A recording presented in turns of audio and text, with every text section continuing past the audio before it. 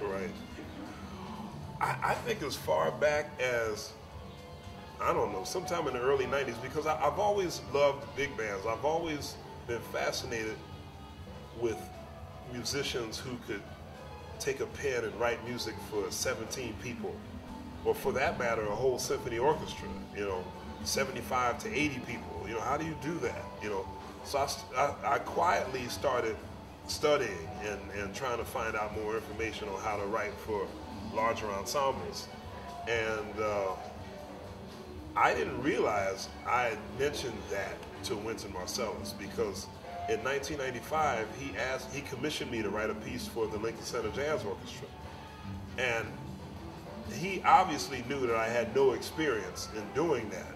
The only time I'd ever written for big band was in the privacy of my own apartment, just kind of experimenting, not having a band to try it out on. So when he asked me to write something for the LCJO, I was petrified.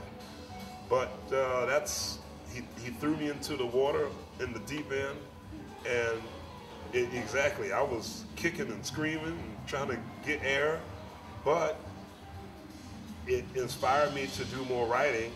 And after that, I just slowly started to build up more and more material, and I figured now would be the time to do my first big band recording.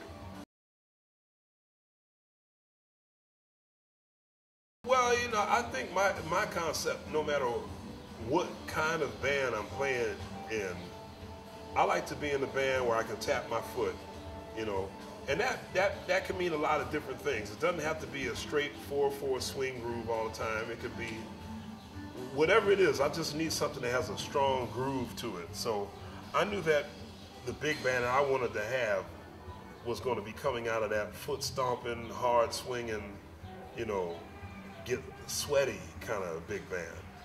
And I started with the drummer because, as a bass player, the bass and the drums have to walk hand in hand. So Ulysses Owens Jr., who I had been using to cover for Carl Allen in Inside Straight, when he wasn't working with me, he had actually started doing some gigs with the Basie band. So I thought, well, this is perfect, because now I know that he has experience doing that. I started with him and I built the band out from him. And Melissa, my wife, Melissa Walker, sings in the band because everybody loves a singer, And I went around and started trying to find the cream of the New York crop. And my buddy Ron Blake, who I've been working with for many, many years, Steve Wilson, he anchors the saxophone section, and guys like Steve Davis and Mike Dees and Freddie Hendricks and Frank Green. I'm very honored to have those guys in the band.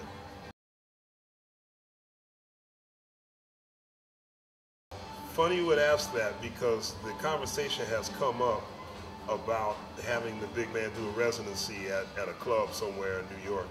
But most of the clubs in New York, all the Monday nights are filled up. They got house bands already on Monday. So maybe if we could at least get a month, maybe like a month of Mondays somewhere. We'll see what happens, because I really enjoy working with the big band a lot. And now the book is getting bigger by the month. So we'll see what happens. Well, the inspiration behind Inside Straight was the band that I'd had, the band of my own that I had been touring with for most of the 2000s was the Christian McBride band, with Jeff Keezer on keyboards and Ron Blake on saxophones and Terry Gully on drums. And we sort of got defaulted as a fusion group. I thought we played a pretty wide variety of everything. We played some acoustic straight ahead. Yes, we played some loud electric stuff, but yes, we played some tender stuff that was kind of in the middle. But it took, in my eyes, it took a while for that band to kind of catch on. It didn't fit people's image, I thought Christian McBride was the new Ray Brown. This is not Ray Brown. So we did, I think, 2 albums together. We did Vertical Vision for Warner Brothers in 2003, and then we did Live at Tonic in 2006. Live at Tonic actually did did pretty well. But so after touring with those guys, I was also touring with Pat Metheny's trio. I was also touring with Sting, and that all culminated in the Chick Corea John McLaughlin 5-piece band, which started in 2008, which was conceptually, it was kind of like what I'd hoped my band to be times 100.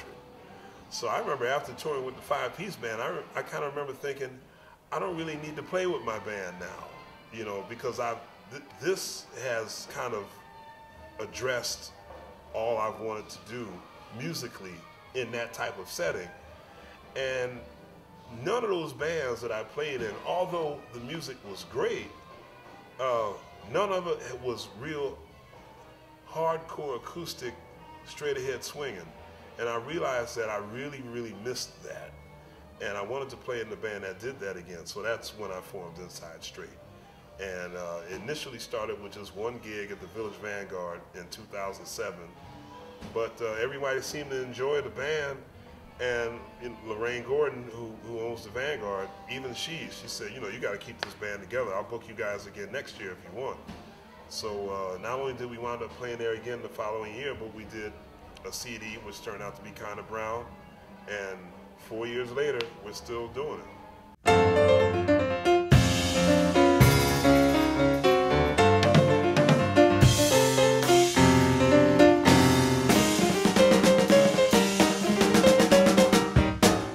Hey gang, what's happening? This is Christian McBride. To check out more videos, go to JazzTimes.com. Later.